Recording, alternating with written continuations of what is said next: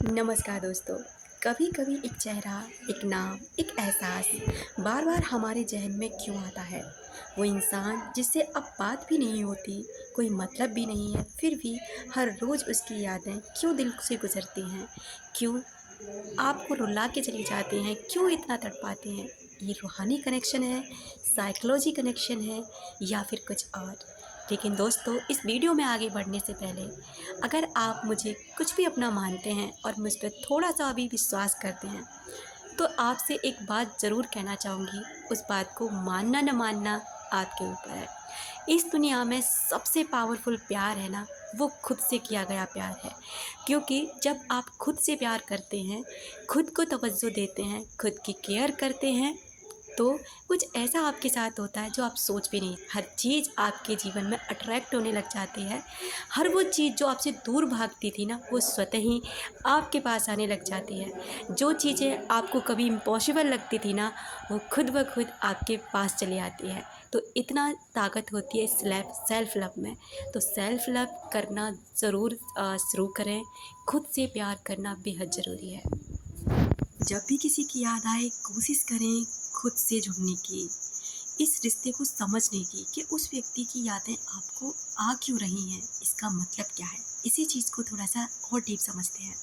Psychology कहती है, जब कोई हमारी ज़िंदगी में गहरा असर छोड़ जाता है, तब हमारा दिमाग बार बार उसी इंसान की यादें को दोहराता रहता है। हमारा मन अधूरी कहानियों को ख़त्म करने की कोशिश करता है, और जहाँ क्लोज़र नहीं होता, वहाँ यह लूप में फंस जाती हैं। जिनके साथ हमारी स्ट्रॉन्ग इमोशनल मेमोरीज जुड़ी होती हैं, हमारा सबकॉन्शियस माइंड उन्हें बार बार सरफेस पर लाता रहता है। और यही वजह है कि हम सोचते हैं, मैं तो भूलना चाहता हूँ, फिर क्यों हर रोज़ वो इंसान मुझे याद आता है। मैं उसे सोचना भी नहीं चाहता, लेकिन फिर भी पता नहीं क्यों वो मुझे याद आता है। लेकिन रूहानी पहलू इससे भी गहरा है। कभी कभी कोई रिश्ता सिर्फ इस जन्म का नहीं होता, बल्कि कुछ रिश्ते रूह से जुड़े होते हैं, जिन्हें सोल कनेक्शन कहते हैं। जब दो आत्माएं एक दूसरे से जुड़ जाती हैं, तो फिजिकल दूरी मायने नहीं रखती। तब दिल से निकली हर एक याद सीधे दूसरे दिल तक पहुंच ही जाती है, चाहे वो इंसान कहीं भी है। हो सकता है वो भी आपको याद करता हो सकता है वो भी आपके लिए तड़पता हो, बस आप ही महसूस कर पा रहे हो। रूहानी दुनिया में यादें कभी कभी एक संकेत होती हैं कि आपकी आत्मा किसी दूसरे की ऊर्जा को महसूस कर रही है। और कभी कभी यादें सिर्फ इसलिए आती हैं क्योंकि ब्रह्मांड चाहता है कि आप उस इंसान से कुछ सीखें, खुद को हील करें और आगे बढ़ें। यानी कि उस इंसान से आपको क्या सीखने को मिला, इस रिश्ते से आपको क्या सीख मिलती है। आप खुद की हीलिंग करें, खुद को इस चीज़ से आज़ाद करें और बढ़ें, उससे मूव ऑन करें। तो अगली बार जब भी किसी की याद आए, रुकिए और सोचिए, महसूस कीजिए, क्या वो एक अधूरी बात है, कोई सीख है, या कोई कनेक्शन जो अब भी जिंदा है।